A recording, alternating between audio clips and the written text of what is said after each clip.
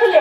ତାଙ୍କର ଜୀବନ କାଳରେ କମ ବୟସରେ ତାଙ୍କର ପତିଙ୍କର ଦେହାନ୍ତ ଘଟିଥିଲା ଏବଂ ତାଙ୍କର ନିଜର କୌଣସି ସନ୍ତାନ ମଧ୍ୟ ନଥିଲା। ହେଲେ ମଧ୍ୟ ସେ ପୋଷ୍ୟ ସନ୍ତାନ ଗ୍ରହଣ କରି ତାକୁ ନିଜ ଖାନ୍ଦରେ ବାନ୍ଧି ଯାଇଥିଲେ